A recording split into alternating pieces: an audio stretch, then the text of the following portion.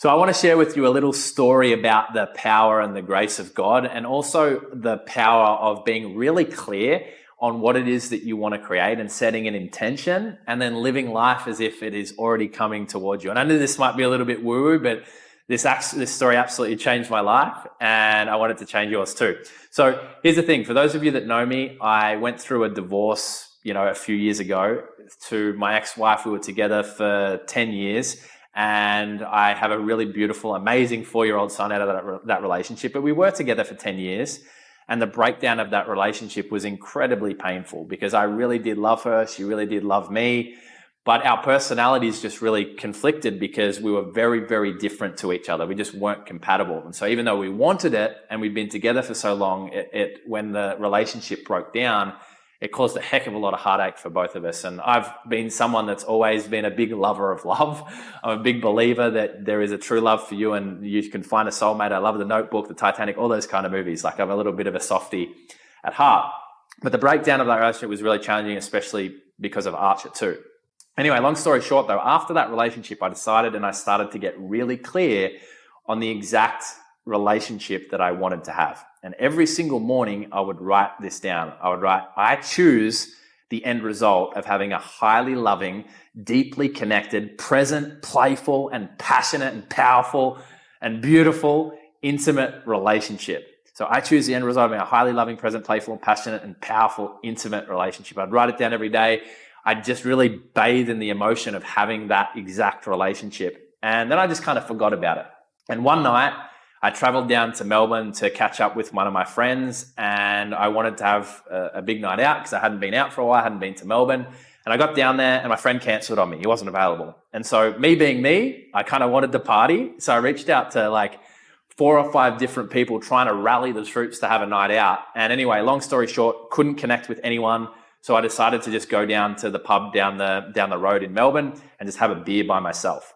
While I was having this beer, a guy walked into the pub, and as he walked in, he looked really familiar, and he goes, "Hey, Owen." And I'm like, "Yeah."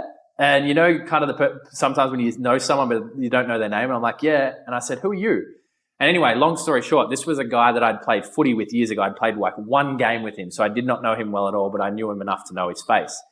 Anyway, we got talking. I told him the situation. I said, "I wanted to party, but there's no one around." And he said, "Well, why don't you come to this venue? We're going to a party, just down the road from here. Why don't you just come with us, hang out, have a couple of beers?" I said, "What the heck? Why not?"